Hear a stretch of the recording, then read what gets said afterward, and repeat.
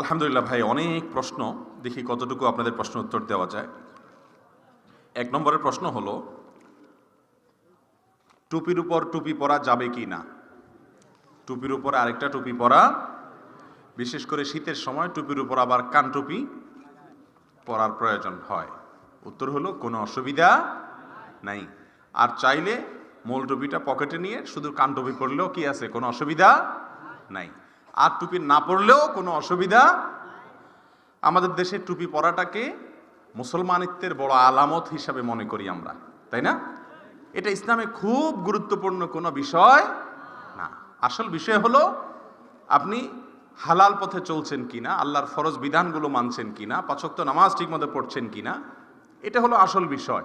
মাথায় টুপি থাকা না থাকাতে তেমন কোনো অসুবিধা ব্যবধান নাই। অতএব টুপি একটার জায়গায় দুইটা, দুইটার জায়গায় তিনটা, বা টুপি একটাও পড়লেন না, এটাতে আপনার ইসলামের কোনো ক্ষতি হবে না।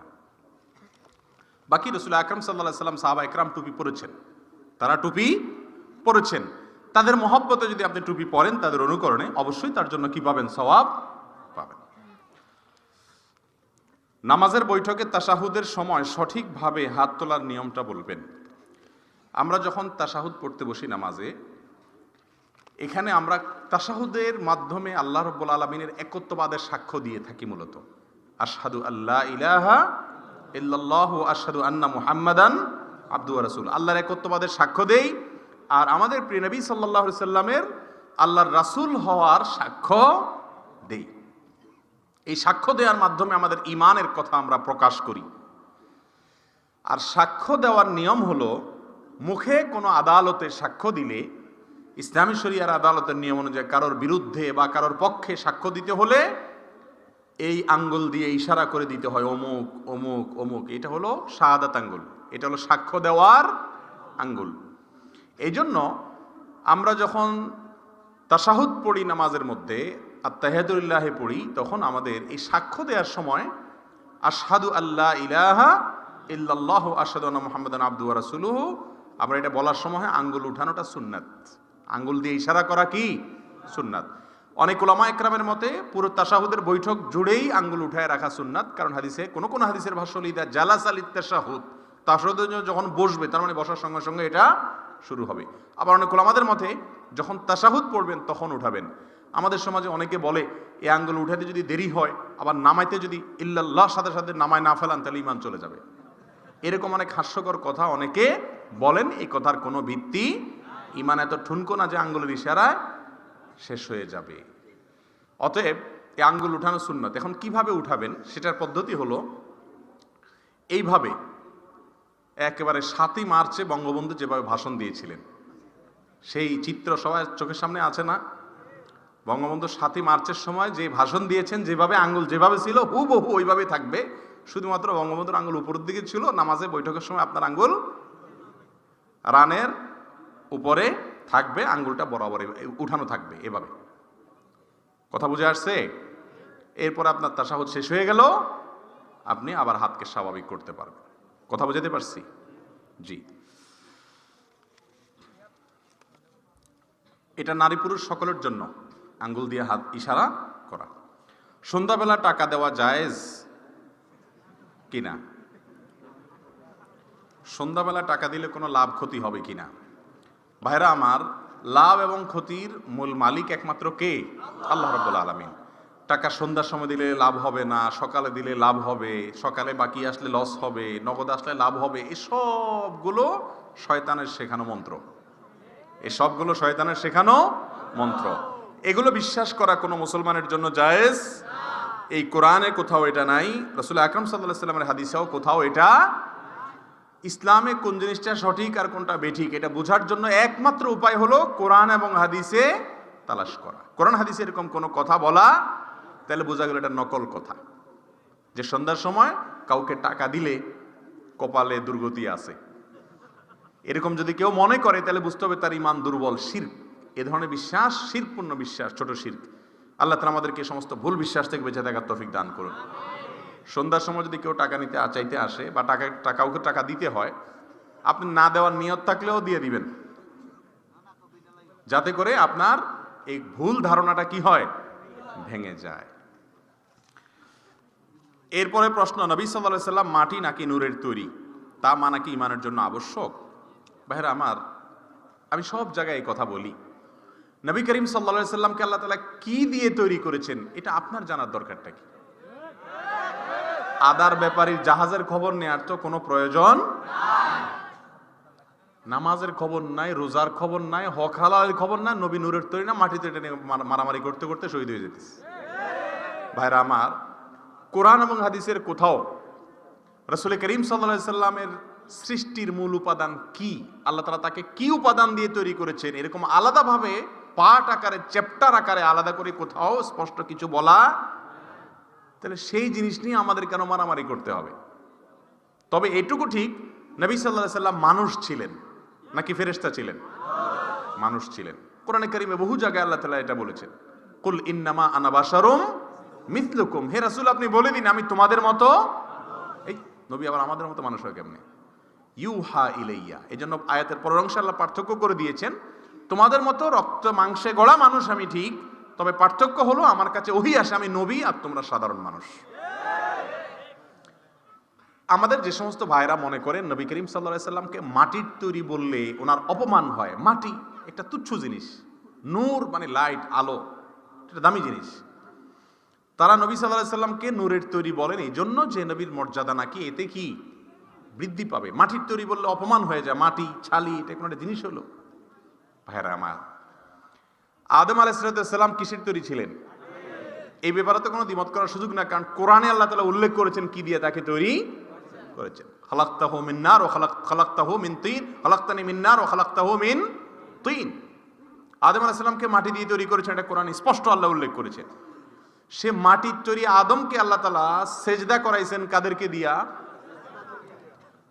নূরের তৈরি ফেরেশতাদেরকে দিয়া। তাহলে আমাদের নবীজিকে যদি আপনি নূরের তৈরি বলেন, তাহলে উনি সেজদা দেওয়া লোকদের দলে ঢুকবেন, অর্থাৎ ফেরেশতাদের দলে, ঠিক না ঠিক? আর যদি মাটির তৈরি বলেন তাহলে সেজদা পাওয়া লোকদের দলে ঢুকবেন, অর্থাৎ আদমের দলে। তাহলে মর্যাদা মাটির তৈরি বললে বাড়বে না কমবে? তারপরেও এই মাটির তৈরি এই কথা বলার প্রয়োজন, কারণ কোরআন হাদিসে কোথাও এইভাবে আল্লাহ তাআলা খুলে খুলে বলেন না, আপনি কেন এত খুলে জ্বলতে যাবেন? আপনি বলেন উনি মানুষ ছিলেন, তবে মহামানুষ, সাধারণ কোনো মানুষ না। আল্লাহ তাআলা আমাদের সবাইকে নবীজির মহব্বত অন্তরে ঢোকানোর, প্রবেশ করানোর তৌফিক দান করুন। তাহলে ওনাকে আল্লাহ তাআলা কি দিয়ে তৈরি করেছেন এটা জানা আমাদের জন্য গুরুত্বপূর্ণ কোনো বিষয়। আসল বিষয় হলো আমাদের প্রিয় নবী সাল্লাল্লাহু আলাইহি সাল্লাম কি বলেছেন, কি করেছেন, সেই কথাগুলো আসল বিষয়। তাকে আল্লাহ কি দিয়ে বানাইছেন এটা আমার জানার বিষয় না। এরপরের প্রশ্ন, যাদের সন্তান হয় না তাদেরকে অনেকেই বলে অমুক হুজুরের পানি পড়া, তাবিজ, ঝাড়ফুঁক ইত্যাদি দেয়, এ সম্পর্কে ইসলাম কি বলে? ভাইরা আমার, সন্তান না হলে কোরআন এবং হাদিসের আলোকে ঝাড়ফুঁক করা, রুকিয়া করা সন্তানের আশায়, এটা নিষিদ্ধ বা হারাম কোনো কিছু না। কিন্তু মনে রাখতে হবে সন্তান দেওয়া এবং না দেওয়ার একমাত্র মালিক কে? অতএব ঝাড়ফুঁক বা অন্য কোনো হুজুরের কাছে দোয়া চাওয়ার চাইতে গুরুত্বপূর্ণ এবং স্বয়ং কোরআন যে আমলের কথা শিক্ষা দিয়েছে তা হলো আল্লাহর কাছে দোয়া করা। আল্লাহর কাছে কি করা?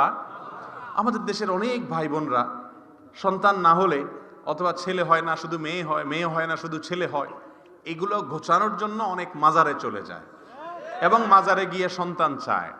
ভাইরা আমার, মাজারওয়ালা সন্তান দেওয়ার মালিক। অতএব সন্তান চাইতে হবে কার কাছ থেকে? আল্লাহর কাছে। আল্লাহ বলেছেন ইয়াহাবু লিমান ইয়াশাউ ইনাসা ওয়া ইয়াহাবু লিমান ইয়াশাউ যুকুরা। আল্লাহ তাআলা যাকে ইচ্ছা তাকে ছেলে দেন, যাকে ইচ্ছা তাকে, আবার যাকে ইচ্ছা তাকে দুইটাই দেন। ওয়া ইয়াজআলু মান ইয়াশাউ আকিমা, যাকে ইচ্ছা তাকে বন্দা বানান। তাহলে এই ক্ষমতা কার? আল্লাহর। অতএব আল্লাহর কাছে দোয়া করতে হবে, অন্য কারোর কাছে যাওয়া যাবে না। এরপরের প্রশ্ন, সন্তান লাভের জন্য, বিশেষ করে নেক সন্তান লাভের জন্য গুরুত্বপূর্ণ আমল কি? খুবই দরকারি একটি প্রশ্ন। যাদের সন্তান হয় না তারা সন্তান লাভের জন্য কোরআনের শেখানো আমলে মাধ্যমে আল্লাহর কাছে সন্তান চাইতে পারেন। কোরআনে কিছু দোয়া শেখানো আছে, সেই দোয়াগুলো পড়ে আল্লাহর কাছে সন্তান কামনা করতে পারেন। আবার যাদের সন্তান আল্লাহ তাআলা দিয়েছেন কিন্তু অনাগত সন্তান অথবা যে সন্তান আল্লাহ দিয়েছেন তারা যেন নেককার হয়, তারা যেন ভালো মানুষ হয়, তারা যেন আল্লাহর অনুগত মানুষ হয়, আল্লাহওয়ালা হয়, আলেম হয়, দিনদার হয়, এটার জন্য আল্লাহর কাছে বিশেষভাবে দোয়া করতে পারেন। দোয়া করবেন কোন আয়াতের মাধ্যমে? নাম্বার 1, ইব্রাহিম আলাইহিস সালাম তার সন্তানদের জন্য দোয়া করেছেন এবং সূরা সাফফাত আয়াত নম্বর 100, আয়াত নম্বর কত? সূরা সাফফাত, ইয়াসিনের পরের সূরা। এই সূরাতে সূরা সাফফাতের 100 নম্বর আয়াতে ইব্রাহিম আলাইহিস সালামের একটা দোয়া আল্লাহ তাআলা উল্লেখ করেছেন। তিনি আল্লাহর কাছে দোয়া করেছেন এভাবে, রব্বি হাবলি মিনাস সলিহিন, রব্বি হাবলি মিনাস সলিহিন, হে আমার রব আপনি আমাকে নেক সন্তান দান করেন। অতএব এই দোয়ার মাধ্যমে আল্লাহর কাছে নেক সন্তান চাইবেন। এই আয়াত বেশি বেশি করে পড়বেন, সকাল সন্ধ্যা উঠতে বসতে বেশি বেশি করে পড়বেন। দ্বিতীয় দোয়া হলো জাকারিয়া আলাইহিস সালামের দোয়া। বৃদ্ধ বয়সে আল্লাহ তাআলা জাকারিয়া ইসলামকে কি দিয়েছিলেন? সন্তান, ছেলে সন্তান দিয়েছেন এবং তার স্ত্রী বন্ধা ছিলেন, বৃদ্ধা হয়ে গেছেন, সন্তান হওয়ার মতো বয়স পার হয়ে গেছে, তারপরেও আল্লাহ তাআলা দিয়েছেন। কি দোয়া করে আল্লাহর কাছে সন্তান পেয়েছেন সে দোয়াটা নেন। দুইটা দোয়া তিনি করেছেন, তার একটা হলো সূরা আলে ইমরান আয়াত নম্বর 38। এই আয়াতে তার একটি দোয়ার কথা আল্লাহ কোরআনে উল্লেখ করেছেন, আল্লাহর কাছে ভালো লেগেছে তার সে দোয়াটা। কি দোয়া ছিল? রব্বি হাবলি মিন লাদুনকা যুররিয়াতান তাইয়্যিবাহ ইন্নাকা সামিউদ দুআ। এর অর্থ হলো, হে আমার রব আপনার তরফ থেকে আপনি আমাকে পবিত্র এবং ভালো সন্তান দেন আর আপনি দোয়া শুনেন, অথবা আমার দোয়া আপনি শুনেন। এই দোয়া পড়ার পর আল্লাহ তাআলা তাকে সন্তান দিয়েছেন। সূরা আলে ইমরান আয়াত নম্বর 38। জাকারিয়া আলাইহিস সালামের আরো একটি দোয়া ছিল সূরা আম্বিয়া আয়াত নম্বর 89, সূরা আম্বিয়া আয়াত নম্বর 89। এই আয়াতের মাধ্যমে তিনি আল্লাহর কাছে দোয়া করেছেন। কি দোয়া করেছেন? তিনি বলেছেন, রব্বি লা তাযারনি ফারদা ওয়া আনতা খায়রুল ওয়ারিসিন, হে আমার রব আমাকে আপনি একা একা রাখিয়েন না, অর্থাৎ সন্তান দিয়েন, ওয়ারিস দিয়েন, আপনি সর্বোত্তম ওয়ারিস দাতা, সন্তান দাতা। এই দোয়া তিনি আল্লাহর কাছে করেছেন। 4 নম্বরের দোয়া হলো সূরা ফুরকান আয়াত নম্বর 74 দোয়ার অংশটা, রব্বানা হাব লানা মিন আজওয়াজিনা ওয়া যুররিয়াতিনা কুররাতা আয়ুন ওয়াজআলনা লিল মুত্তাকিনা ইমামা, হে আল্লাহ আমার পরিবার সন্তান যাই দিবেন সবাই যেন মুত্তাকি হয়, ভালো মানুষ হয়, মানুষের মতো মানুষ হয়, মুত্তাকিদের ইমাম হয়। তাদেরকে দেখলে এমন সন্তান দিবেন আল্লাহ, এমন স্ত্রী দিয়েন, এমন স্বামী দিয়েন আল্লাহ, যাদের দিকে তাকালে নয়ন জুড়িয়ে যায়, অন্তরটা ঠান্ডা হয়ে যায়, শীতল হয়ে যায়, ভালো লাগে, তারা যেন ভালো মানুষ হয়। এই দোয়াও বেশি বেশি করে পড়তে পারেন। আর সন্তান লাভের জন্য বেশি বেশি ইস্তেগফার করা। কি করা? আস্তাগফিরুল্লাহ ওয়া আতুবু ইলাইহি, অথবা সাইয়্যিদুল ইস্তেগফার বা যে কোনো ইস্তেগফার, আল্লাহর কাছে ক্ষমা প্রার্থনা করা। সূরা নূহ আল্লাহ তাআলা বলেছেন, ফাকুলতু আস্তাগফিরু রাব্বাকুম ইন্নাহু কানা গাফফারা ইউরসিলিস সামাআ আলাইকুম মিদরারা ওয়া ইউমদিদুকুম বিআমওয়ালিন ওয়া বানিনা ওয়া ইয়াজআল লাকুম জান্নাতিন ওয়া ইয়াজআল লাকুম আনহারা। এই আয়াত থেকে বোঝা গেল ইস্তেগফার করলে ইউমদিদুকুম বিআমওয়ালিন ওয়া বানিন, সম্পদ এবং সন্তান এই দুইটা দান করেন আল্লাহ তাআলা বেশি বেশি কি করলে? ইস্তেগফার করলে। এত আমল করার পরেও যদি আল্লাহ কাউকে সন্তান না দেয়, তার আল্লাহর ফয়সালা মেনে নেওয়া উচিত, আল্লাহর ফয়সালা মেনে নেওয়া উচিত। কারণ আল্লাহ রাব্বুল আলামিন যদি কোনো কিছু না দেন, এর মধ্যে আমাদের জন্য অনেক বড় মাপের কল্যাণ আছে। ছোট বাচ্চারা অনেক সময় বুঝে না, মা বাপ তাদেরকে অনেক কিছু দেয় না, মোমবাতিটা সে ধরতে চায়, মা বাপ দেয় না, জোরাজুরি করে, না দিলে কান্নাকাটি করে। বাচ্চার কান্নার স্টাইল দেখে বোঝা যায় সে ছোট মানুষ, ভাষা নাই, মুখে বলতে পারে না। যদি সে বলতে পারতো হয়তো বলতো যে আমার মা বাপের মতো এরকম পাষাণ, এত খারাপ মানুষ পৃথিবীতে আছে, একটা বাচ্চা মানুষ আমি একটু মোমবাতিটা ধরতে চাইছি, আগুনটা এত দিল না। কি বলেন? মা বাবার না দেওয়াটা বাচ্চার কল্যাণে না অকল্যাণে? সে যত অস্থির হোক, যত কান্নাকাটি করুক, তার জন্য না দেওয়াটাই ভালো। সন্তান আল্লাহ তাআলা দিলেন একটা বিকলাঙ্গ অথবা অমানুষ, অথবা এমন সন্তান যে সন্তান হওয়ার পর আপনি বলতেন আল্লাহ এটা হওয়ার চাইতে না হওয়া ভালো ছিল। অথবা আল্লাহ তাআলা সন্তান দুনিয়াতে দিলেন না, বিনিময়ে জান্নাত দিয়ে দিলেন। লস প্রজেক্ট না লাভের প্রজেক্ট? শুধু কি লাভ? লাভের উপরে লাভ। এই জন্য আল্লাহর ফয়সালা মেনে নেওয়া এটা বড় ধরনের একটা পরীক্ষা। আল্লাহ তাআলা আমাদেরকে উত্তীর্ণ হওয়ার তৌফিক দান করুন। এরপরের প্রশ্ন, গান বাজনা হালাল না হারাম? কোনো মাযহাবে বা কোনো তরিকায় কি গান আছে কিনা? মাজারে বা পীরের গায়ে সেজদা দেওয়া যায় কিনা? তাজিমি সেজদা বলে কোনো সেজদা আছে কিনা? অনেকে বলে পীর সাহেবকে তাজিমি সেজদা করা যায়। ভাইরা আমার, তাজিমি সেজদা মানে হলো সম্মানসূচক সেজদা। অনেকে মনে করে আদম আলাইহিস সালামকে আল্লাহ তাআলা সেজদা দেওয়ার নির্দেশ করেছেন কাদেরকে? ফেরেশতাদেরকে। সেই সেজদা ছিল আদম আলাইহিস সালামের প্রতি সম্মান প্রদর্শনমূলক সেজদা। আমাদের দেশের অনেক ভাইরা বলেন যে আদমকে যদি ফেরেশতারা সেজদা করতে পারে, তাহলে আমরা আমাদের পীর সাহেবরে সেজদা করতে অসুবিধাটা কি? এটার উত্তর হলো যে আদম আলাইহিস সালাম কি আমাদের জন্য অনুসরণীয় নবী? ওনার শরীয়ত অনুযায়ী চলবো আমরা, না মুহাম্মদ সাল্লাল্লাহু আলাইহি ওয়াসাল্লামের শরীয়ত অনুযায়ী চলবো? আর মুহাম্মদ সাল্লাল্লাহু আলাইহি ওয়াসাল্লামের শরীয়তে আল্লাহ রাব্বুল আলামিন সম্মানার্থেও কাউকে সেজদা করার কোনো অনুমতি, পৃথিবীর সবচেয়ে বড় সম্মানের পাত্র হলেন স্বয়ং রহমতুল লিল আলামিন, তাকে কোন সাহাবীরা সম্মান করে সেজদা দিয়েছেন? তাহলে বোঝা গেল সম্মানসূচক সেজদা এটাও শিরক। এটাও আমরা কোরআনে কারীমের একটি সূরা, সূরা ফাতিহা প্রতি রাকাতে পড়ি, ইয়্যাকা না'বুদু ওয়া ইয়্যাকা, আল্লাহ আপনারই ইবাদত করি, আপনারই ইবাদত করি। সেজদা এটা ইবাদত না? ইবাদত না। অতএব এটা শুধুমাত্র কাকেই করতে হবে? আল্লাহকে। এরপরের প্রশ্ন, যেহেতু আমি জেনারেলের ছাত্র, অনেক কারণে মেয়েদের সাথে কথা বলতে হয়, এটা জায়েজ কিনা? অথবা সামাজিক যোগাযোগের মাধ্যমে চ্যাট করা যাবে কি না, মেসেঞ্জার বা ইমোতে? মেয়েদের সাথে চ্যাট করা কেন লাগবে? যদি আপনি ছাত্র মানুষ হন, পড়াশোনা বিষয়ে কোনো লেনদেন, কোনো আদান প্রদান, কোনো কথাবার্তা, কোনো আইডিয়া শেয়ারিং করার প্রয়োজন হয়, একান্তে করবেন না। হয়তো গ্রুপ স্টাডি হচ্ছে অনলাইনে, সেখানে ছেলে মেয়েরা আছে, সেখানে যদি আপনার পর্দা রক্ষা করে কোনো আইডিয়া শেয়ার করতে চান, করতে পারেন। অন্যথায় একাকী নির্জনে কথা বলা, যেটা ফিতনার দিকে নিয়ে যাবে, মনের মধ্যে বাজে চিন্তা নিয়ে আসবে, সমাজ অস্থির হবে, অশান্তির দিকে যাবে, সেটা কোনো অবস্থাতে জায়েজ। আপনার শুধুমাত্র ক্লাসমেট মেয়ে ছাত্রী আছে, ছাত্র নাই। নিয়ম হলো মেয়েরা মেয়েদের সাথে, ছেলেরা ছেলেদের সাথে আলাপ করবে এবং আইডিয়া শেয়ার করবে। ভাইরা আমার, এই কথাগুলো শুনলে আমাদের ভালো লাগে না। হুজুরেরা সব ওল্ড, সব সেকেলে, পুরান আমলের। এখন জগৎ কোথায় চলে গেছে, হুজুরদের খোঁজ খবর নাই। এখন হলো ভাব, শেয়ারিং, কেয়ারিং। এখন আর এই সমস্ত এই মান্দাত্তার আমলে এসব চলে না, নাউজুবিল্লাহ। এই চিন্তা আমাদের ভাইরা করে। এরপরে যখন এই ঐশীর মতো, ওই যে আনুষ্কা, দিহান, এই সমস্ত ঘটনা যখন ঘটে, তখন আবার মনে করে না রে, হুজুররা যেটা বলছিল কথা তো সেটাই। আল্লাহ তাআলা আমাদেরকে সময় থাকতে সাবধান হওয়ার তৌফিক দান করুন। কোরআনে আল্লাহ তাআলা বলেছেন ওয়ালা তাকরাবুজ জিনা। আল্লাহ তাআলা এখানে বলেন নাই ওয়ালা তাজনু, জিনা করিও না। আল্লাহ বলেছেন ওয়ালা তাকরাবুজ জিনা, জিনার কাছেও যেও না, কারণ কাছে গেলে জিনা অটোমেটিক হয়ে যায়, ওদিকে চলে যেতে হয় মানুষের। এই জন্য আগে থেকে বাঁধ দিতে হয়। আল্লাহ আমাদের বুঝার তৌফিক দান করুন। ডক্টর খন্দকার আব্দুল্লাহ জাহাঙ্গীর রাহিমাহুল্লাহ বলেছিলেন, মানুষের স্বাভাবিক জৈবিক চাহিদা যৌনতা, এটা সৃষ্টিগতভাবে প্রমোটেড, সৃষ্টিগতভাবে এটার জন্য কোনো ট্রেনিং, প্রশিক্ষণের প্রয়োজন। যদি এটাকে প্রমোশন করার চেষ্টা করা হয়, সমাজ অস্থির হয়ে যায়।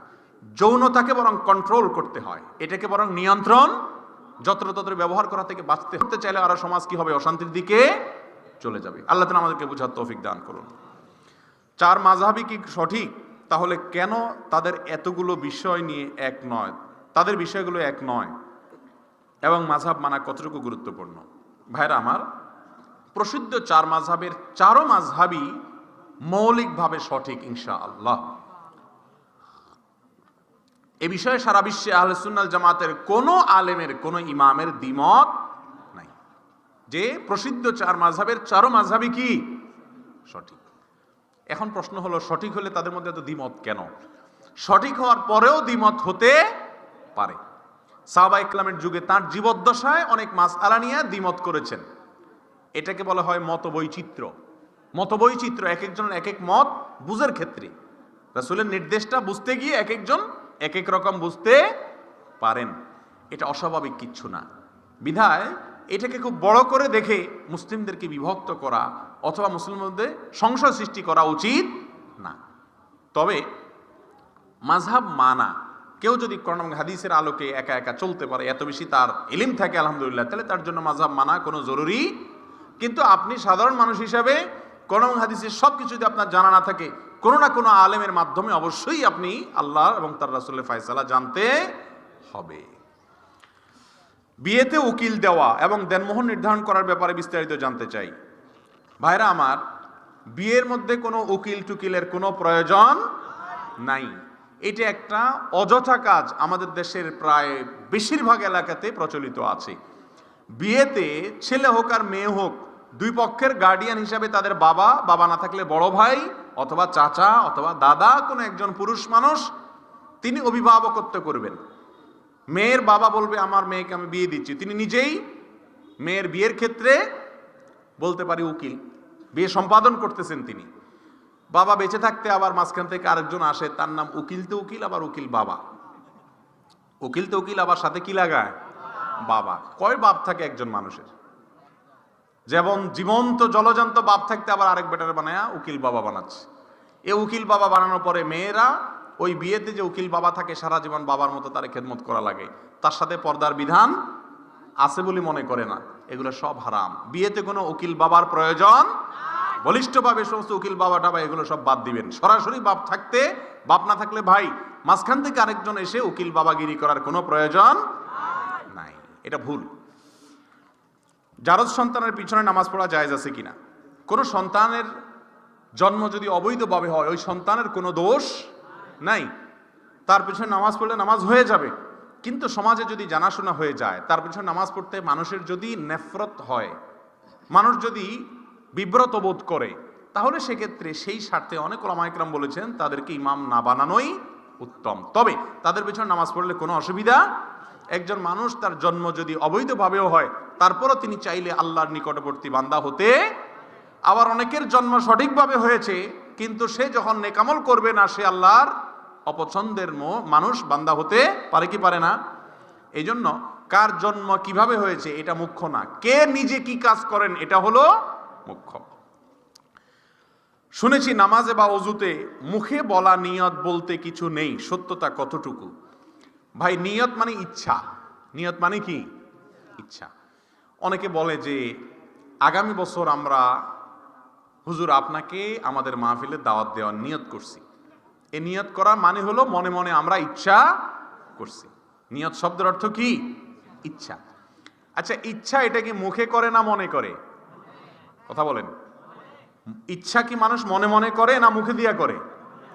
মনে করেন আপনি এবছর হজে যাবেন, সামনের বছর আল্লাহ বাঁচালে নিয়ত করছেন, তো আপনি বলেন যে নাওয়াইতু আন আযহাবা ইলাল হজ। শুনছেন কোনোদিন এরকম? হজে যাওয়ার নিয়ত শুনছেন কোনোদিন আপনারা?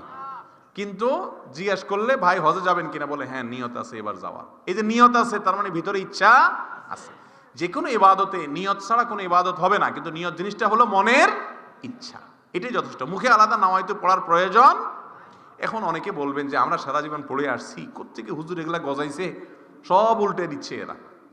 ভাইরা আমার, খেতে ধান যখন লাগান শুধু ধান গাছ হয় না, সাথে আগাছাও হয়? আগাছাগুলো ফেলে দিতে হয়, তাহলে ফসলটা। সুন্নতের সাথে সাথে কিছু আগাছা, কিছু ভুলভ্রান্তিও সমাজে, কোরআন এবং হাদিসে যদি নাই, কিন্তু সমাজে সেটাকে ভালো কাজ মনে করে, ইসলামের কাজ মনে করে কেউ করে, তাহলে বুঝতে হবে এটার নাম আগাছা, বেদাত। এই বেদাত তুলে তুলে সমাজ থেকে কি করে দিতে হবে? ফেলে দিতে হবে, তাহলে ফসল ভালো হবে, সুন্নত ইবাদত ভালো হবে। এই মুখে নিয়ত করা, এটা এরকম একটা কাজ। মুখে নিয়তের কথা কোরআন হাদিসে আমাদেরকে শেখানো হয় নাই। অন্তরে নিয়ত করবেন। আপনি কেন দাঁড়াইছেন? আপনার মনে মনে আপনার টার্গেট আছে যে আমি এখন এশার নামাজ পড়তে দাঁড়াইছি, বাস, এটাই কি নিয়ত।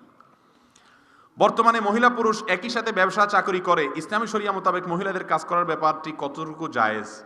ভাইরা আমার, নারীরা ব্যবসা করলে ব্যবসা করতে পারবে, পুরুষদের মাধ্যমে তারা ব্যবসা করবে। খাদিজা রাদিয়াল্লাহু তাআলা আনহার টাকা দিয়ে আমাদের নবী সাল্লাল্লাহু আলাইহি ওয়াসাল্লাম ব্যবসা করেছেন না?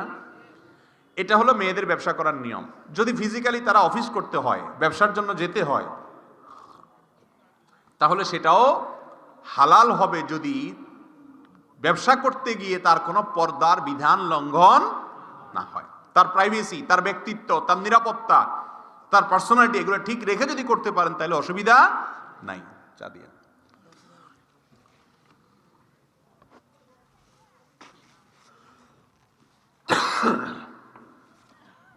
প্রচলিত নিয়মে বিবাহের আগে ছেলে মেয়ে একে অন্যকে আংটি পরানো জায়েজ আছে কিনা?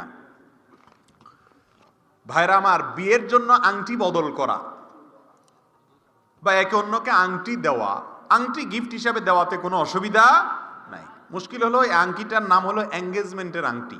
তার মানে আংটি পরায়া শিকল বাইন্ধে দিলাম, আর যাইতে পারবে না।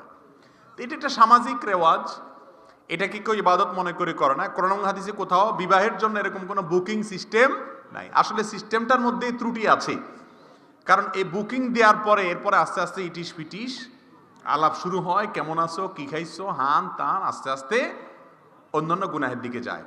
যতক্ষণ পর্যন্ত বিবাহের আকদ সম্পন্ন না হবে, দুইজন সাক্ষীর সামনে প্রস্তাব আর কবুল না হবে, ততক্ষণ পর্যন্ত বিবাহ সম্পাদন। আংটি একটা না, 10 আঙ্গুলে 10টা পরাইলেও বিবাহ হয় না যতক্ষণ পর্যন্ত আকদ না হবে। আর তার আগ পর্যন্ত কোনো প্রকার সম্পর্ক রাখা কি নাই, জায়েজ নাই। কিন্তু আজকাল বলে যে বোঝাপড়ার দরকার আছে। হঠাৎ একটা মানুষের সাথে কেমনে থাকে, এই জন্য আগে থেকে গেট টুগেদার করে, বলে হোটেলে একটু একসাথে একটু বোঝাপড়া হোক, একটু মেসেঞ্জারে আলাপ হোক, ফোনে কথা হোক, তাহলে মহব্বত হয়। আচ্ছা, আজকাল যুবকরা এই সমস্ত ইটিস ফিটিস করে বিয়ের আগে তথাকথিত গেট টুগেদার করে এরপরে বিয়ে করেন। মাশাআল্লাহ, বিয়েটা খুব মজবুত হয়, ঘরে ঘরে বিয়ে ভাঙতেছে। দেখা যায় 3 নম্বর দিন চুলাচুলি আর ঝগড়াঝাটি শুরু হয়ে যায়। ঠিক না ভাই? ঠিক। একটু আগে মুফতি কাজী ইব্রাহিম সাহেব বলে গেছেন, আমিও সব জায়গায় বলি, এই যে মুরব্বীদেরকে বলতে হবে বৈধ ভালোবাসার আইকন। বৈধ ভালোবাসার আইকন হলেন ওনারা। চাচিদের সাথে ওনাদের যে সম্পর্ক যত নিবিড় ছিল, আজকাল যুবকরা আপনারা এগুলো কল্পনাও করতে, শুধুমাত্র প্রেমের গান মুখ দিয়া গায়া মিশামিশি তথাকথিত প্রেমের নাটক করলে হবে? আসল প্রেম ভালোবাসা এই চাচিদের সাথে চাচাদের ছিল, চুলাচুলি হইতো না, ওনাদের কোনো আংটি ফাংটি দেওয়া নেওয়া হয়নি।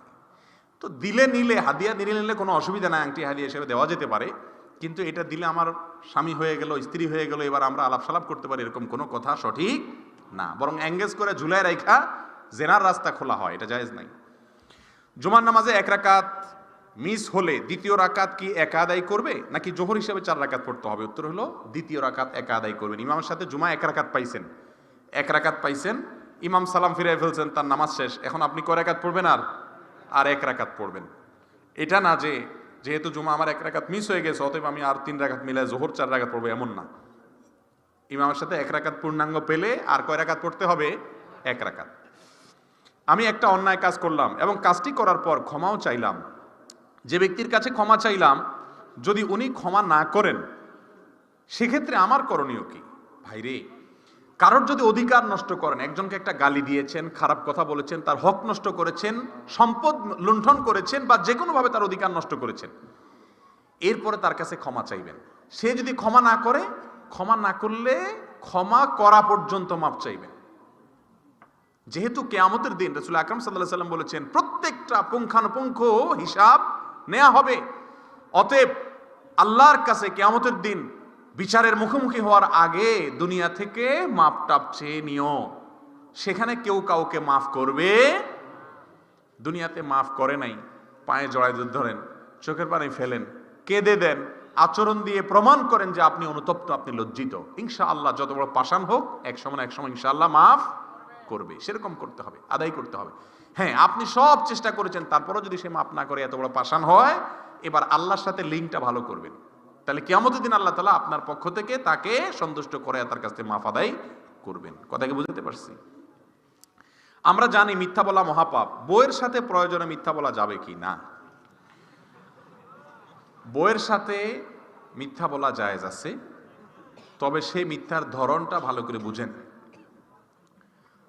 বইয়ের সাথে মিথ্যা বলা জায়েজ আছে, এটার মানে হলো পামপট্টিমূলক কোনো কিছু মিথ্যামেথি বললেন, এটা জায়েজ আছে।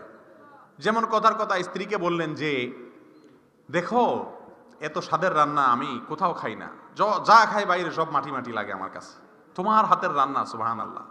আপনার ভালো না লাগলো, এটা বললেন খুশি করার জন্য বেচারিকে। অথবা বললেন যে তুমি মানুষটা এত সুন্দর, চাঁদটা দেখলে সব মিশামিশি, চাঁদের চেয়ে তুমি সুন্দর মাশাআল্লাহ। বাসায় ঢুকে লাইটটা বন্ধ করে দিলেন। কেন লাইট বন্ধ করে দিছো? বলে তুমি থাকলে আসলে লাইটের দরকার হয় না, আল্লাহ তাআলা তোমাকে এত সুন্দর বানাইছেন। এই জাতীয় তারিফ বা প্রশংসামূলক কথা যদি বলেন, এগুলো এক ধরনের মিথ্যা কথাই হয়। কিন্তু এরকম ঘুরায় মিথ্যা কথা বলা স্ত্রীকে খুশি করার জন্য জায়েজ।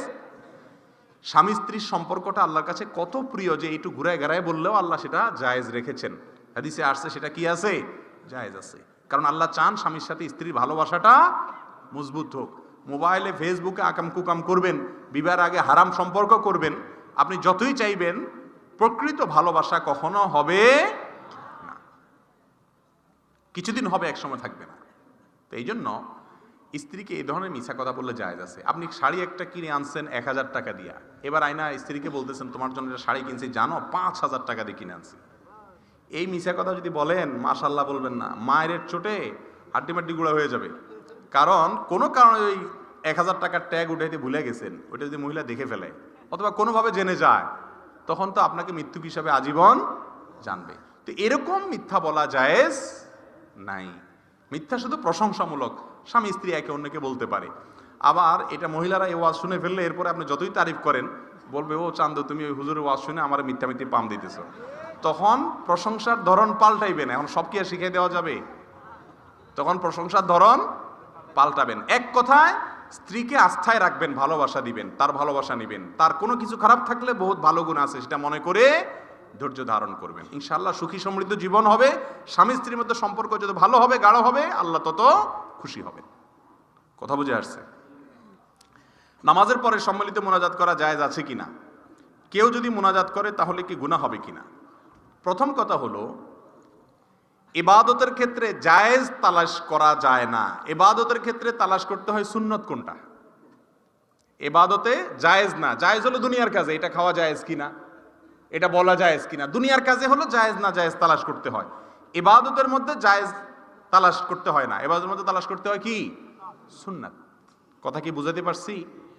জায়েজ মানে এই কাজটা করা যাবে কিনা, জায়েজ কিনা এর মানে হলো এই কাজটা করা যাবে, ইবাদতের মধ্যে করা যাবে কিনা না, কিভাবে করতে হবে, নবীজি কিভাবে করতে বলেছেন এটা জানতে হয়। 5 ওয়াক্ত নামাজের পরে দোয়া কবুল হয়। এই জন্য কেউ সালাম ফেরানোর পরে আল্লাহর কাছে হাত তুলে যদি কিছু চায় তাহলে কোনো অসুবিধা। কিন্তু সালাম ফেরানোর পরে রেডিমেড হাত তোলা, রেডিমেড বুঝুন তো, অটোমেটিক সালাম ফেরানো শেষ আল্লাহুম্মা আমিন, এই রেডিমেড মুনাজাত এটা কোরআন এবং হাদিস দ্বারা প্রমাণিত না। সালাম ফেরানোর পরে মুসল্লি সহ ইমাম সাহেব সহ সবাই মূলত কিছু দোয়া জিকির করবে, আস্তাগফিরুল্লাহ আস্তাগফিরুল্লাহ আস্তাগফিরুল্লাহ আল্লাহুম্মা আনতাস সালাম ওয়া মিনকাস সালাম, আর অনেক দোয়া আছে, এগুলো পড়বে, এগুলো সুন্নাত। আমাদের দেশের 99.9% মানুষ 5 ওয়াক্ত নামাজের পরে সুন্নাত দোয়া জিকিরগুলো জানেন না, কিন্তু সালাম ফেরানোর পরে রেডিমেড মুনাজাতের কথা সবাই, যে কাজটা রাসূল আকরাম সাল্লাল্লাহু আলাইহি ওয়াসাল্লাম সারা জীবন করেছেন সেটা আমরা জানি না। সুন্নাত উঠে গেছে। নবী করিম সাল্লাল্লাহু আলাইহি ওয়াসাল্লাম মদিনাতে 10 বছর ইমামতি করেছেন, তারপরে 4 খলিফা মিলে 30 বছর ইমামতি করেছেন, মোট 40 বছর। 40 বছরে প্রায় 80,000 কম বেশ 80,000 কাছাকাছি ওয়াক্ত নামাজ পড়াইছেন। তারা যদি আমাদের মতো এরকম সালাম ফেরানোর পর রেডিমেড হাত তুলতেন, হাত 80,000 বার যদি এরকম ঘটনা ঘটতো, তাহলে হাদিসে কি পরিমাণ বর্ণনা থাকতো, যারা হাদিস সম্পর্কে ন্যূনতম ধারণা রাখেন তারা বলতে পারবেন। নবীজি সাল্লাল্লাহু আলাইহি ওয়াসাল্লাম একবার থুতু ফেললে সেটা 10 জন সাহাবী দেখলে 10টা হাদিসে চলে আসে। তার ব্যক্তিগত বলতে কিচ্ছু নেই, প্রাইভেসি বলতে কিচ্ছু নেই। স্ত্রী সহবাসের ক্ষেত্রে কোন দোয়া পড়বে সেটা হাদিসে চলে আসছে। টয়লেটের ভিতরে কিভাবে পবিত্র হবেন সেটা হাদিসে আসছে। এক যুদ্ধে ফজর নামাজের পরে মুখ দিয়ে বিড়বিড় করে কিছু বলতেছেন, সাহাবা একরাম তো নাচর বান্দা, ইয়া রাসূলুল্লাহ কি দোয়া পড়ছেন আমাদেরকে বলে দেন। সেই সাহাবীরা নবীজি যদি সালাম ফেরানোর পরে সাহাবীদেরকে নিয়ে আমাদের মতো এরকম 2 হাত তুলে এভাবে সিস্টেমিক্যাল দোয়া করতেন, হাজার হাজার লক্ষ লক্ষ হাদিস থাকতো। কোথায় সে হাদিস? কথা কি বুঝাইতে পারছি? ওলামা একরাম একটু চিন্তা করেন। নবীজির পদ্ধতি অনুযায়ী ইবাদত করতে হবে। সালাম ফেরানো শেষ জিকির এবং দোয়া করবেন। তবে আগে থেকে যদি সম্মিলিত মোনাজাত চালু থাকে, সেখানে জিহাদ ঘোষণা করার দরকার নাই। আস্তে আস্তে মানুষকে সুন্নাত বুঝাবেন, ধীরে ধীরে বুঝাবেন। আর না হলে ভুল কাজ করা ভালো মারামারি করার চাইতে, মারামারি করার চাইতে ভুলটা থাকা ভালো। খবরদার এলাকাতে গন্ডগোল ফিতনা ঝামেলা করবেন না, তবে আস্তে আস্তে বুঝাইয়া মানুষকে সুন্নতের দিকে আনবেন। আল্লাহ আমাদের তৌফিক দান করুন। মৃত ব্যক্তির গোসলের পানির জায়গায় 5 দিন বাতি জ্বালানো কি জায়েজ হবে? অনেক এলাকায় এই কুসংস্কার এখনো আছে। মৃত ব্যক্তিকে গোসল দিলে সেই জায়গায় 5 দিন বাতি জ্বালায় রাখে। এটা সম্পূর্ণ কুসংস্কার এবং শয়তানি কর্মকাণ্ড। এটা করা জায়েজ নাই, এটা করা যাবে না।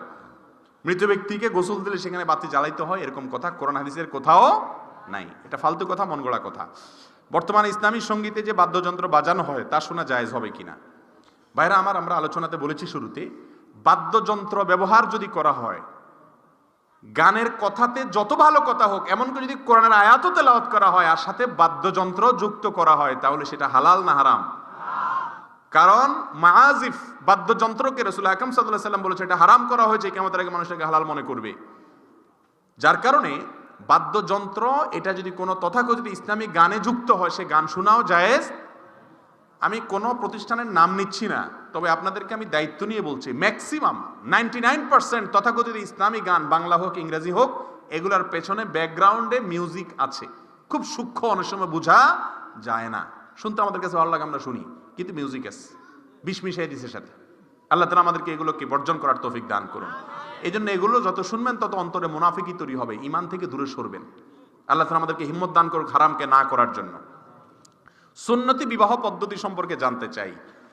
এটা তো 1 ঘন্টার ওয়াজ, এটা নিয়ে ইউটিউবে আমাদের একটা আলোচনা আছে, সংক্ষেপে একটু বলি। সুন্নতি বিয়ের পদ্ধতি হলো, মেয়ে খুঁজবেন দিনদার, পয়সাওয়ালা না। সৌন্দর্য এটা খুঁজবেন, ঠিক খুঁজতে পারেন, তবে তার চাইতে বেশি হলো মেয়েটা দিনদার কিনা। দিনদার মানে সে নামাজ কালাম পড়ে কিনা, হালাল হারাম মানে কিনা, আল্লাহকে ভয় করে কিনা, পর্দা করে কিনা, অল্পে তুষ্ট কিনা। আর মেয়েরাও ছেলেদেরকে এভাবে নির্বাচন করবেন।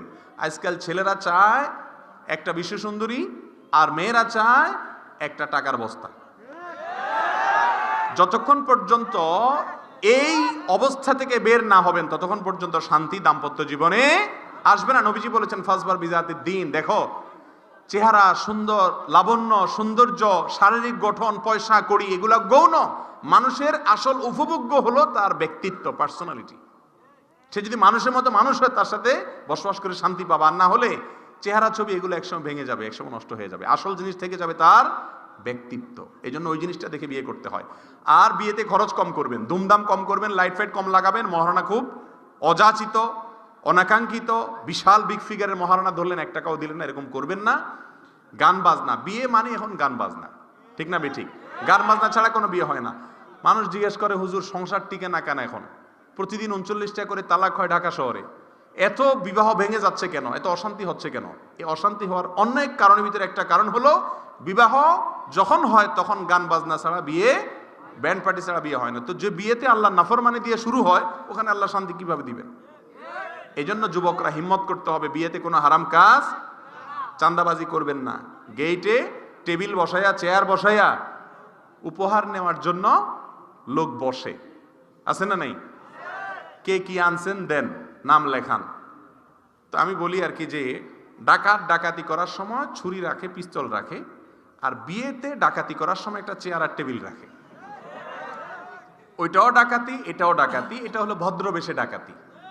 এটাকে আমি হোটেল বলতে রাজি না। অনেকে বলে এটা হোটেল, রেস্টুরেন্ট, যে জমা দেন ভিতরে যায় খান। আরে ভাই, হোটেলের চেয়ে ভালো, আগে খায় পরে টাকা দেয়। আর এখানে আগে যাওয়ার সময় দিয়া যান, তারপরে খান। 500 টাকা খাবেন, 2000 টাকা দেন। এটা ডাকাতি ছাড়া আর কি। এই জন্য যুবকরা বিয়ের সময় হিম্মত করবেন, বিয়ের কার্ডে লিখে দিবেন কোনো প্রকার উপহার গ্রহণ করা হবে না। ঠিক তো বলতেছেন, বাড়িতে গেলে বলবে মাথা খারাপ, তোর লাখ লাখ টাকা উঠবে। ভাইরে, হারাম আমার 1 পয়সারও দরকার। বিয়ের দাওয়াত পাইলে এখন মানুষ এত নাখুশ হয়। কিছু দাওয়াত আছে, এগুলো পাইলে মানুষের মুখটা কালো হয়ে যায়। মধ্যবিত্তের কথা বা গরিব, আমাদের মতো গরিব মানুষের কথা বলতেছি। আকিকার দাওয়াত, বিয়ের দাওয়াত, এটার মানে হলো বেচারার মুখটা কালো। মরা দাওয়াতে আবার খুশি হয়, কারণ সেখানে কিছু দেওয়া লাগে না। কিন্তু বিয়ার আকিকা মানে হলো এখানে দণ্ডি, জরিমানা। পরিবারের সদস্য 3 জন, 500 করে 1500 নয় খাইলো, কিন্তু 5000-এর নিচে দেওয়া, বাকি 3500 লস। তো এইভাবে ওই বেচারা বাধ্য হয়ে আনে। কারণ যেভাবে গেইটে আপনি খাতা কলম নিয়ে বসছেন, খালি হাতে গেলে চোখ ঘোরায় ঘোরায় তাকাবে, এটা কি দাওয়াতে আসছে না বিনা দাওয়াতে আসছে? ভাইরা আমার, এটা উচিত না। যুবকরা হিম্মত করেন, এ সমস্ত অনাচার, সামাজিক অনাচারের বিরুদ্ধে আমাদের দাঁড়াইতে হবে। হ্যাঁ, বিয়ের মধ্যে কেউ হাদিয়া দিতে পারে, কোনো অসুবিধা নেই। হাদিয়া হবে, যাহা আসে সাদিয়া তাহা হলো হাদিয়া। যাহা আসে সাদিয়া তাহা হলো হাদিয়া। আপনি চেয়ার টেবিল নিয়ে, খাতা কলম নিয়ে, ভাই কি আনছেন দিয়া যান, এরপর ভিতরে ঢুকেন। মুখে তো আর বলে না, আচরণ দ্বারা এরকম করেন, তাহলে এটা কোনো হাদিয়া হতে পারে না, চাঁদাবাজি। আল্লাহ তাআলা আমাদেরকে এগুলোর থেকে বেঁচে থাকার তৌফিক দান করুন। কিয়াম করা হাদিস দ্বারা কতটুকু প্রমাণিত? ভাই, কিয়াম শব্দের অর্থ দাঁড়ানো। হাদিসে দাঁড়ানো নিষেধ নাই। হয়েছে অনেক ভাই দাঁড়ায় আছে, সব কিয়াম করতেছে, কোনো অসুবিধা নেই। কিন্তু মিলাদ পড়তে পড়তে নবীজির প্রতি দুরূদ পাঠ করতে করতে দাঁড়ায় যেতে হবে এমন কোনো কথা হাদিসে বলা। আপনারা নামাজের মধ্যে দুরূদ পড়েন কি পড়েন না? দুরূদ পড়তে পড়তে দাঁড়ায় যান, কেন দাঁড়ান না? কারণ দুরূদ যদি বসে বসে পড়েন তাহলে বসে বসে পড়তে পারেন, কোনো অসুবিধা। আবার যখন দাঁড়ানো অবস্থায় পড়েন দাঁড়ানো অবস্থায়ও পড়তে পারেন, কিন্তু বসা অবস্থায় দুরূদ শুরু করলে এক পর্যায়ে দাঁড়ায় যেতে হবে। এটা যদি জরুরি হতো তাহলে নামাজের মধ্যেও দুরূদ পড়তে পড়তে এক পর্যায়ে দাঁড়ায় যাওয়া লাগতো কি লাগতো না বলেন? আচ্ছা, দুরূদ পড়া বড় না কোরআন শরীফ পড়া বড়? কোরআন কারীম পড়া বড় না? দুরূদ পড়া লাগলে তখন যদি দুরূদ পড়তে পড়তে দাঁড়ায় যাওয়া লাগে তাহলে কোরআন পড়ার সময় তো ফ্যানে ঝুলে থাকতে হবে, ওটাতে এর চাইতে বড়। এগুলো ভুল ধারণা আমাদের। আল্লাহ আমাদেরকে সঠিকটা গ্রহণ করার তৌফিক দান করুন। বিদআতটা ছাড়ার জন্য হিম্মত লাগে, সঠিক যেটা শুনবেন গ্রহণ করতে হবে। হিল্লা বিবাহ জায়েজ আছে কিনা? হিল্লা বিবাহ হারাম। লাআনাল্লাহুল মুহাল্লিলা ওয়াল মুহাল্লাল লাহু। রাসূল আকরাম সাল্লাল্লাহু আলাইহি ওয়াসাল্লাম বলেছেন, হিল্লা বিয়ে যারা করে, যার জন্য করে, ওর প্রতি আল্লাহর গজব নাজিল হয়। এটা জায়েজ নাই। 3 তালাক যদি দিয়ে দেন, ওর সাথে আর ঘর করার চিন্তা করবেন না, তার সাথে আর ঘর করার চিন্তা করবেন না, অন্য বিকল্প চিন্তা করবেন। হিল্লা করে এই কন্ট্রাকে বিয়ে করা এটা অত্যন্ত নিকৃষ্ট জঘন্য একটা হারাম গুনার কাজ। সকালবেলা ঝাড়ু দিলে নাকি ঘরে রহমতের ফেরেশতা আসে, এটা কি ইসলামের শরীয়তে জায়েজ আছে কিনা? ফেরেশতার সাথে ঝাড়ুর কোনো সম্পর্ক নাই। ঘরে ময়লা আবর্জনা থাকলে আপনি ঝাড়ু দিবেন, দিনেও দিতে পারেন, সন্ধ্যাও দিতে পারেন, রাতেও দিতে পারেন। অনেক সময় মহিলারা বলে যে রাতে কি দিতে হয় না, ঝাড়ু দিতে হয় না।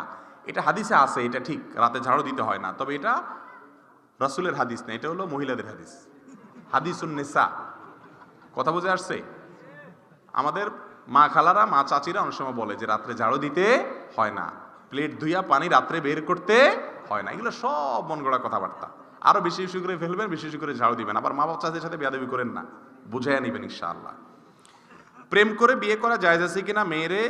মেয়েকে ভাগিয়ে নিয়ে বিয়ে করা জায়েজ আছে কিনা? ভাই, বিয়ে করা কি ভালো কাজ না খারাপ কাজ? ভালো কাজ। তো ভালো কাজে আবার ভাগতে হবে কেন? ভাগে তো চোরে। ভাগে কে? চোরে। তো যেই যুবক মেয়েকে নিয়ে ভেগে গিয়ে বিয়ে করে, ও তো বিয়ে করে না, ও তো চোর। কথা ঠিক না ঠিক বলেন?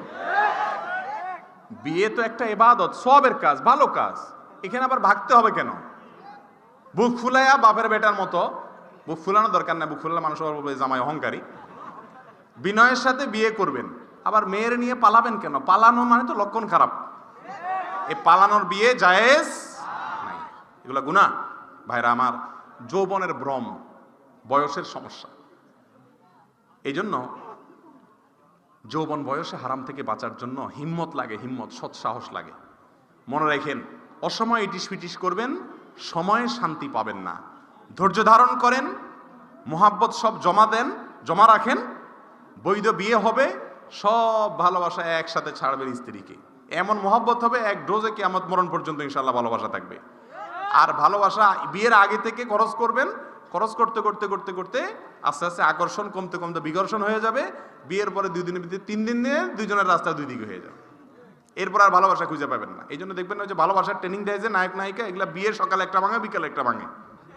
কারণ হলো আগে থেকে এ তথাকথিত ভালোবাসা বিলাইতে বিলাইতে সময় মতো আর ভালোবাসা থাকে না। যুবক ভাইয়েরা, ভালোবাসারে জোগাড় করে রাখেন বৈধ স্ত্রীকে উপহার দেওয়ার জন্য। পৃথিবীর সবচেয়ে শ্রেষ্ঠ প্রেমিক হলো বিবাহের পরে স্বামী এবং স্ত্রীর যে প্রেম থাকে, সে প্রেম। আল্লাহ আমাদেরকে তৌফিক দান করুন। অনেকে বলে জেনা থেকে বাঁচতে হস্তমৈথুন করা জায়েজ আছে, এই সম্পর্কে কিছু বলুন। না, এ কথা এভাবে সঠিক নয় ভাইরা আমার। হস্তমৈথুন করা, হাত দিয়ে বীর্যপাত করা, এটা জঘন্য অপরাধ এবং হারাম। অনেক যুবক ভাইয়েরা গোপনে গোপনে হারাম কাজটি করছেন, অত্যন্ত জঘন্য অপরাধ। আল্লাহ তাআলা বলেছেন, ফামান ইবতাগা ওয়ারাআ যালিকা ফাউলাইকা হুমুল আদুন। স্ত্রীর মাধ্যমে যৌন চাহিদা চরিতার্থ ছাড়া এবং বৈধ পদ্ধতি ছাড়া অন্য যতভাবে মানুষ যৌন চাহিদাকে মিটায়, সেটা হাত দিয়ে হোক, অন্য কোনোভাবে হোক, এই সবগুলোকে আল্লাহ বলেছেন এরা সবাই সীমা লঙ্ঘনকারী, এটা হারাম। কোন অবস্থাতে হস্তমৈথুন জায়েজ। হস্তমৈথুনের এই বদভ্যাস থেকে অনেক যুবকরা বাঁচতে চায়, কিন্তু পেরে ওঠে না। এই পেরে ওঠার জন্য কি করতে হবে? 1 নম্বর কাজ হলো নির্জনতা পরিহার করতে হবে। একা একা থাকা যাবে না। একা একা যত বেশি থাকবেন তত বেশি শয়তান মনের ভিতরে বাজে চিন্তা আনবে, কারো না কাউকে সাথে রাখবেন। 2 নম্বর হলো হারাম জিনিস দেখা বন্ধ করতে হবে। মোবাইল ফরম্যাট করে ফেলতে হবে, নেটের আইডি ডিঅ্যাক্টিভ করে ফেলতে হবে প্রয়োজনে। ফেসবুকে হারাম থেকে বেঁচে থাকার জন্য এই সাহসগুলো লাগে। ইমান যখন জজবা আসবে সাথে সাথে হিম্মত করে এগুলো করে ফেলবেন, আল্লাহর রহমতের কোলে চলে যাবেন ইনশাআল্লাহ। নাম্বার 3, আল্লাহর কাছে একটু একাকী দোয়া করবেন, আল্লাহ আমি পারতেছি না, শয়তান আমাকে কুপকাত করে ফেলতেছে, আল্লাহ আপনি সাহায্য করেন। এই কাজগুলো করলে ইনশাআল্লাহ এই বদভ্যাসের বিরুদ্ধে আপনি সংগ্রাম করতে পারবেন। হস্তমৈথুন জায়েজ নাই। যারা বলেছেন যে জেনা থেকে বাঁচার জন্য জায়েজ আছে, এটা কোন কোন ইমামগণ বলেছেন ওই ব্যক্তির জন্য যে ব্যক্তি এমন কোন জায়গায় আছে যে এখানে তার জেনা হয়েই যাবে, নির্জন একটা কক্ষে, কথার কথা জেলখানায়, অথবা এমন কোন জায়গা যেখানে জেনার হাতছানি চতুর্দিকে, সে কোনোভাবে বাঁচতে পারতেছে না, তখন সে নিজেকে রক্ষা করার জন্য যদি করে, সেটাকে অনেক ওলামা ইকরাম জায়েজ বলেছেন। এখন জেনা থেকে বাঁচার জন্য করা যাবে এই কথা বলে আপনি সকাল বিকাল আল্লাহ মাফ করুক হারাম কাজ করবেন, সেটা কোনো আলেমই পৃথিবীতে বলে নাই। যদি কোনো স্বামী তার স্ত্রীকে বিশ্বাস করে তাকে বাড়িতে রেখে প্রবাসে চলে যায়, তারপর যদি সে পরকীয়া লিপ্ত হয়, তা যদি স্বামী না জানে পরবর্তীতে তার স্বামীর কাছে স্বীকার করে, তাহলে স্বামী যদি মাফ করে দেয় তাহলে সংসার করা হালাল হবে কিনা? হালাল হবে সংসার, কোনো অসুবিধা না। তবে এখানে একটা দরকারি বিষয় বলি, সেটা হলো অনেক স্বামী স্ত্রী এ ভুলটা করেন। বিবাহের আগে যদি কোনো অন্যায় হয়ে থাকে, স্বামী স্ত্রী একে অন্যকে সেটা শেয়ার করা উচিত না। অনেক স্বামী আছে অযথা মেয়েকে জিজ্ঞেস করে তোমার সাথে অন্য কারো সম্পর্ক ছিল কিনা, বলো, আমি মনে কিছু করব না, আমি তোমাকে মাফ করে দিব। তখন মহব্বতের চোটে মহিলা বলে ফেলায়। আমার কাছে একজন ফোন দিছে যে ভাই আমাকে বলে ফেলছে সে, আমি তো আগে ওয়াদা করছি মাফ করে দেবো, কিন্তু এখন তো আর তার সাথে আমার ঘর করতে ইচ্ছা করতেছে না। শয়তানে কাজগুলা করা, এই জন্য এই সমস্ত বাজে চিন্তা করবেন না। একই কাজ মেয়েরাও করানোর সময় সন্দেহ করা করি, এগুলো দাম্পত্য জীবন অশান্তির প্রধানতম কারণ। আপনি মনে করবেন ইনশাআল্লাহ আমার স্ত্রী পৃথিবীর সবচেয়ে ভালো মেয়ে, সচেতন থাকবেন, সাবধান থাকবেন, সতর্ক থাকবেন, কিন্তু তাই বলে তাকে নিয়ে সন্দেহ করতে যাবেন না। যদি কোনো কারণে জেনা হয়ে যায় তাহলে এই কারণে সম্পর্ক ছিন্ন হয়ে যাবে না। সরকারি চাকরিতে ঘুষ দিয়ে নেওয়া হলে পরবর্তীতে যে টাকা আয় করা হয় তা হালাল হবে কিনা? ঘুষ দিয়ে যদি কেউ চাকরি নেয়, ঘুষ দিয়ে চাকরি নেওয়াটা গুনাহের কাজ, কিন্তু পরবর্তীতে তার উপার্জন কি হবে? ইনশাআল্লাহ হালাল হবে, কারণ পরবর্তীর উপার্জনটা হবে তার শ্রমের বিনিময়ে পারিশ্রমিক, এটাতে অসুবিধা নেই। প্রবাসে গিয়ে যদি কফিলের সমস্যার কারণে পরিস্থিতির শিকার হয়ে টাকার কারণে যদি অবৈধ হয়ে যায়, পরে যে টাকা আয় করা হবে তা হালাল হবে কিনা? হবে ভাই। প্রবাসী ভাইয়েরা প্রবাসে গেছেন, অবৈধ হয়ে গেছেন নানা কারণে, আপনার সেখানে অবৈধভাবে বসবাস করা এটা গুনাহের কাজ। একটা ইসলামিক রাষ্ট্র বা যে কোনো একটা রাষ্ট্রের শৃঙ্খলা নষ্ট করলেন আপনি, কিন্তু আপনার উপার্জনটা এর কারণে কি হয়ে যাবে না? হারাম হয়ে যাবে না, কারণ আপনার উপার্জনটা হচ্ছে শ্রমের বিনিময়ে পারিশ্রমিক। যদি ভালো বৈধ ক্ষেত্রে আপনি উপার্জন করেন কোনো অসুবিধা নাই, জায়েজ হবে। আল্লাহকে পেতে হলে নাকি একজন পীর ধরতে হয়, এটা ইসলামী শরীয়তে কি বলে? হবে এরকম কোনো কথা ইসলামে নাই যে পীর ধরা ছাড়া আল্লাহকে পাওয়া যাবে না। আল্লাহকে পেতে হলে আল্লাহ কোরআনে বলছেন ওয়াবতাগু ইলাইহিল ওয়াসিলা, ওয়াসিলা ধরো। ওয়াসিলা মানে হলো নেকামল করা, কোরআন হাদিস অনুযায়ী চলা, আল্লাহর নির্দেশ অনুযায়ী চলা, এগুলোর মাধ্যমে আল্লাহর নৈকট্য অর্জন করা যাবে। ওসিলার এই ব্যাখ্যাই মুফাসসিররা করেছেন। অতএব কোনো পীর ধরতে হবে না আল্লাহকে পাওয়া যাবে না, এমন কোনো কথা সঠিক না, ভুল কথা এগুলো। ওলামাদের অনুসরণ করবেন সেটা ভিন্ন কথা। প্রবাসী অবৈধ প্রবাসীর এটা বলেছি। গলায় কাটা লাগলে আমাদের দেশে কিছু কিছু মানুষ বলে বাদশার নাম নিলে নাকি চলে যায়, এটা জায়েজ কিনা? এটা সম্পূর্ণ ভুল কথা ভাই। বাদশা এত খারাপ হয়ে যায় নাই যে তার নাম শুনলে কাটা চলে যাবে, এগুলো সব অযথা কথাবার্তা। কাঁটা যদি গলায় লেগে যায় ডাক্তারের কাছে যাবেন, চিকিৎসা করবেন, তবে কিছুক্ষণ কাল পরে, নির্দিষ্ট একটা সময়ের পরে কাঁটা, ছোটখাটো কাঁটা এমনিই নেমে যায়, না হলে ডাক্তারের কাছে যাবেন যদি বড় কাঁটা হয়।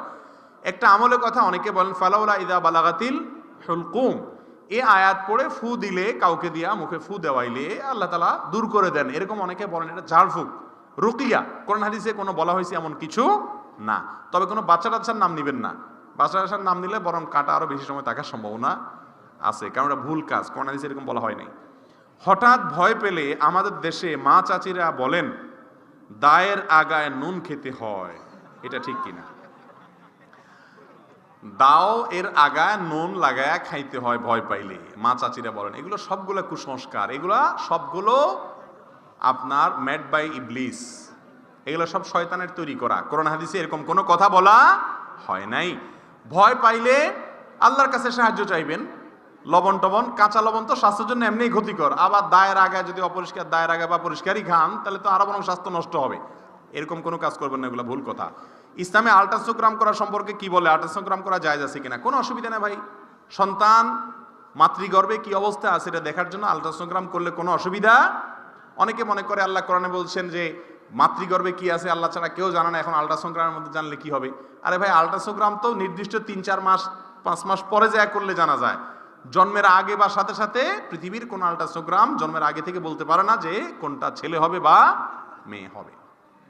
অতএব আল্ট্রাসোগ্রাম করলে কোনো অসুবিধার কিছু নেই। স্বামী স্ত্রীর নাম নিয়ে ডাকতে পারে না যদি স্ত্রীর নামে স্বামী স্ত্রীকে নাম নিয়ে ডাকতে পারে না যদি স্ত্রীর নামের শেষে মা থাকে, যেমন আসমা, নাসিমা, সায়মা, রহিমা ইত্যাদি। এই কথাগুলি সঠিক কিনা? মানে বউয়ের নাম যদি থাকে আসমা বা আপনার কি সায়মা, তাহলে শেষে মা আছে, তাহলে বউরে মা বলা হয়ে যাবে।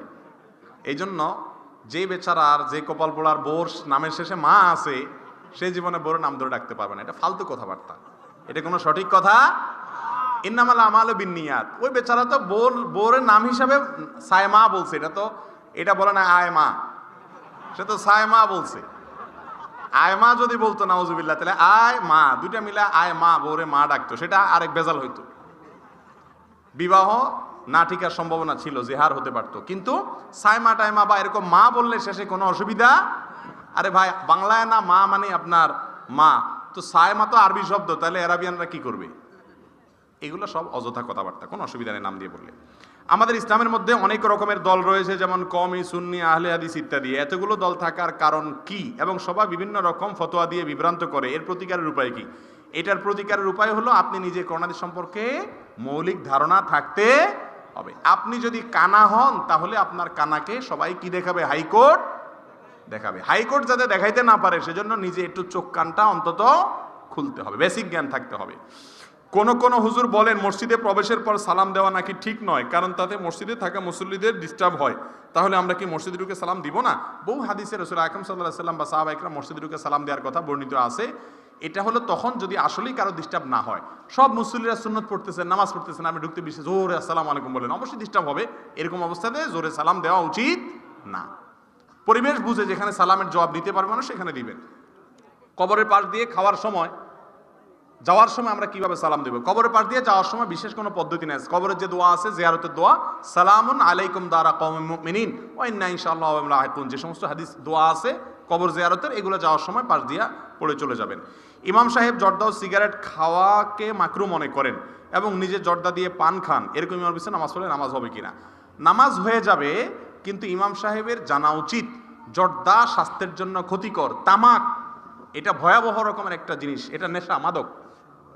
এই জন্য এটা কোনো ইমাম বা মুসল্লি কারোর জন্য খাওয়া জায়েজ নাই, এটা উচিত না। বিসমিল্লাহির রহমানির রহিম কি সূরা ফাতিহার অংশ? বিসমিল্লাহির রহমানির রহিম সূরা ফাতিহার অংশ কিনা এটা নিয়ে ইখতিলাফ আছে। ইমাম আবু রহমাতুল্লাহর মতে এটা কোরআনের অংশ না, ইমাম শাফিঈ রহমাতুল্লাহর মতে কোরআনের অংশ। আমাদের কাছে বেশিতর বিশুদ্ধতর মত হলো এটাই যে সূরা ফাতিহার অংশ বিসমিল্লাহির রহমানির রহিম না। তবে বিসমিল্লাহির রহমানির রহিম এটা কোরআনের আয়াত, কারণ সূরা নামালে আল্লাহ বলেছেন ইন্নাহু মিন সুলাইমান ওয়া ইন্নাহু বিসমিল্লাহির রহমানির রহিম। কলেজ বিশ্ববিদ্যালয়ে পড়ুয়া ছাত্রীদের তথ্য আদান প্রদানের মাধ্যম হিসেবে নিজস্ব চ্যাটিং গ্রুপ এবং ফেসবুক গ্রুপ ইত্যাদি থাকে। যেহেতু সেখানে সকল ধর্মাবলম্বী ছাত্রছাত্রী থাকে, সেহেতু গ্রুপ রুলসে ইসলামিক কিছু শেয়ার করা থেকে বিরত থাকতে বলা হয়। এই গ্রুপে ইসলামিক আলোচনা শেয়ার করা যাবে না ইত্যাদি। বুঝতে পেরেছি ভাই। অন্যান্য ধর্মের মানুষ যদি থাকে, তাদেরকে যদি ইসলামিক কিছু শেয়ার করেন, তারা যদি বিরক্ত হয়, তাহলে সেখানে শেয়ার না করাই উচিত। জোর করে ইসলাম কাউকে দেওয়া যায় না। আমি একটা ওষুধ কোম্পানিতে চাকরি করি। দেশের প্রথা অনুসারে আমার সহ সকল কোম্পানিগুলো মার্কেটে বিক্রি বাড়ানোর জন্য ডাক্তারদেরকে মাসিক অর্থ প্রদান করা হয়। আমার প্রশ্ন, এই কার্যক্রম ইসলাম সমর্থন করে কিনা? সম্পূর্ণ হারাম, জায়েজ নাই। ডাক্তারদেরকে কোনো উৎকোচ বা ঘুষ দেওয়া জায়েজ নাই। এর মাধ্যমে আপনার যে সমস্ত লোকেরা রোগী, তাদের অধিকার নষ্ট হয়। বর্তমান যুগে প্রচলিত কেবল টিভি নেটওয়ার্কের ডিশ অ্যান্টেনা ব্যবসা করা জায়েজ আছে কিনা? জায়েজ নাই, কারণ এটা সতের চাইতে অসৎ ব্যবহার বেশি হয়। ইমাম যদি নাবিতে হাত বেঁধে আর মুক্তাদি বুকে হাত বাঁধে নামাজ হবে কিনা? নামাজ হবে, কোনো অসুবিধা নেই। মানুষ মরার পর যে কোরআন খতম দেওয়া হয় এটা ঠিক কিনা? না, মানুষ মরার পরে কোরআন খতম দেওয়ার কোনো সিস্টেম ইসলামে নাই। নিজের মা বাবার জন্য নিজে দোয়া করবেন। কোরআন খতম করলে মৃত ব্যক্তির তরফ থেকে সেটা জায়েজ আছে কিনা এটা নিয়ে ইখতিলাফ আছে। যদি করাও যায়, যাদের মতো জায়েজ আছে তাদের মতো নিজ নিজ ওয়ারিসেরটা নিজ নিজ করবেন। টাকা দিয়ে খতম পড়ানো জায়েজ নাই। আমি একটা ব্যবসা করতে গিয়ে আমার কিছু টাকা প্রয়োজন, কিন্তু কারোর কাছে হাওলাত চাইলে পাওয়া যায় না। তার জন্য যদি আমি এনজিও থেকে সুদের টাকা নিয়ে আমার হারাম হবে কিনা? অবশ্যই হারাম হবে, কারণ আপনার জন্য যদি আপনি এটা ছাড়া বাঁচতে পারেন, অন্য বিকল্প বহুত থাকে, বাঁচার জন্য এগুলোর দরকার হয় না, ব্যবসার জন্য করতে হয়। মাহফিলে বক্তারা যে ওয়াদাবদ্ধ শ্রোতাদেরকে অনেক ওয়াদা করে না বুঝে ওয়াদাবদ্ধ হয়, ঠিক কিনা? ওয়াদা করা বলতে যদি টাকা কালেকশন করেন মাহফিলে, ভাই বলেন বলেন জোর করে নাম নেওয়ান, সেটা কি নেয়? জায়েজ নাই। লজ্জা পড়ে মানুষ থেকে টাকা আদায় করা, লজ্জা ফেলায় জায়েজ নাই। মাগরিবের নামাজের পর 6 রাকাত নামাজ পড়লে কি 12 বছর নফল নামাজের সওয়াব হবে? মাগরিবের পরে 6 রাকাত নামাজকে আউবের নামাজ বলে আমাদের আলেমরা। এটা সম্পর্কে একটা হাদিসে আছে, কিন্তু হাদিসের সনদকে মুহাদ্দিসিনে কিরাম বেশিরভাগই জয়ীফ বলেছেন, দুর্বল সূত্রে বর্ণিত বলেছেন, তবে হাদিসে আছে। স্ত্রীর জন্য শ্বশুর-শাশুড়ির খেদমত করা কি? স্ত্রীর জন্য শ্বশুরের খেদমত করা এটা জরুরি কিছু না, তবে নৈতিক দায়িত্ব। স্বামী যেহেতু আমার ভালোর জন্য অনেক কষ্ট করতেছেন, অতএব স্বামীর বাবা মার হয়ে তার পক্ষ থেকে তাদের সেবা করার চেষ্টা করা উচিত। কিন্তু শ্বশুর শাশুড়ি মনে রাখা উচিত, স্ত্রী এটা কোনো কাজের মেয়ে না, ছেলের বউ এটা কোনো কাজের মেয়ে না। অনেক সময় ছেলেদের বিয়েই করা হলো কিসের জন্য? কাজের জন্য। এটা জায়েজ নেই। জেনা কাজ করে দুইজন ভুল বুঝতে পেরে তওবা করার পর কোনো সম্পর্ক ছাড়া হালাল সম্পর্কের জন্য অপেক্ষা করা যাবে কিনা? হালাল সম্পর্কের জন্য অপেক্ষা করা যেতে পারে, কিন্তু কথাবার্তা বললে যোগাযোগ রাখলে হারামের দিকে আবার চলে যেতে পারে, সেই জন্য না রাখা উচিত। অনেক মাহফিলে কিছু কিছু বক্তা শুধু হাসায়, এটা ইসলাম কি বলে, কতটুকু শরীয়তসম্মত? মাহফিল এটা কোনো কৌতুকের মঞ্চ না ভাই, এটা কোরআন হাদিসের বলার জিনিস। ইসলাম অত্যন্ত সিরিয়াস বিষয়। ইসলাম কোনো খেলনা বা তামাশার বস্তু না। প্রিয় নবী সাল্লাল্লাহু আলাইহি ওয়াসাল্লাম যখন কোরআন হাদিসের কথা বলতেন, ইসলামের কথা বলতেন, অত্যন্ত সিরিয়াসনেসের সাথে বলতেন। যদি কখনো কথার মধ্যে কোনো হাসির কথা চলে আসে, ব্যক্তিত্ব নষ্ট না হয়, ইসলামের ওজন নষ্ট না হয়, তাহলে হালকা হাসলো, এটাতে অসুবিধা নাই। কিন্তু মাহফিলের আগাগোড়া আপনার হাসানো, কান্দানো, কিচ্ছা কাহানি বলে বলে রসিয়ে রসিয়ে বিনোদন করা, এটা কোনো ম্যাগাজিন অনুষ্ঠান না। এটা জায়েজ না, এটা উচিত না, দাওয়াতের পদ্ধতির খেলাফ। বিয়ের পরের রাত নাকি কাল রাত, স্বামী স্ত্রী একসাথে থাকতে পারে না এবং চেহারাও দেখতে পারে না। বিয়ের পরের রাতটা হলো লাল রাত। এখানে প্রশ্নকর্তা বলছেন কাল রাত, আমি বললাম কোন রাত? লাল রাত। লাল রাত মানে বুঝেন? লাল রাত মানে হলো, লাল মানে তো হাসি খুশির ব্যাপার। বিয়ের রাত প্রথম মাত্র বোঝাপড়া হলো, তারপরের রাত ইনশাআল্লাহ মহব্বতের রাত। এখানে বলা হয়েছে যে দেখা সাক্ষাৎ করা যাবে না, ওই দিন আরো বেশি দেখা সাক্ষাৎ করতে হবে, বড় দিয়ে কোথাও যাওয়া যাবে না, ওটা সারাদিন বাসা বসে থাকতে হবে ওই দিন। অতএব এটা কাল রাত না, এটা কি? লাল রাত। এগুলো সব ভুয়া এবং ভিত্তিহীন কথাবার্তা, যারা বলে কাল রাত টাল রাত। অন্যের বউকে পালিয়ে নিয়ে বিয়ে করলে কি ইসলামে জায়েজ আছে কিনা? ভাই এটা তো আমরা আগেই বলেছি, বিয়ে এটা পালানোর জিনিস না। যদি কেউ পালাপালি করে বিয়েতে, তাহলে বুঝতে হবে এটা চোর, ওইটা ভালো মানুষ না। আর অন্যের বউকে নাউজুবিল্লাহ, তাহলে তো এটা হারাম, সারা জীবন জেনা করবে, এটা জায়েজ নাই। রমজান মাসে স্ত্রী যদি সহবাস করতে চায়, রোজা অবস্থায় সহবাস করলে রোজা ভাঙবে কিনা? সহবাস করলে শুধু রোজা ভাঙবে না, ঈমানও ভাঙার অর্থাৎ তাকওয়াও ভাঙার ব্যাপার আছে। হারাম রমজান মাসে রোজা অবস্থায় স্বামী স্ত্রী সম্পর্ক করা, শারীরিক সম্পর্ক করা কি নাই? জায়েজ নাই, কেউ চাইলেই হবে না। রোজা থাকা অবস্থায় মাস্টারবেশন করলে রোজা ভেঙে যাবে কিনা? হ্যাঁ, অবশ্যই হস্তমৈথুন করলে রোজা অবস্থায় রোজা ভেঙে যাবে। রোজা অবস্থায় স্বপ্নদোষ হলে রোজা ভাঙবে কিনা? না, স্বপ্নদোষ হলে রোজা ভাঙবে না।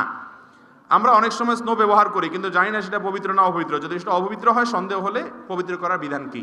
স্নো আবার অপবিত্র হতে যাবে কেন? যদি সেখানে অপবিত্র হারাম কোনো কিছু, নাপাক কিছু আছে বলে মনে হয়, তাহলে ওটা পবিত্র করার কোনো সিস্টেম নাই, ওটা ব্যবহার করা যাবে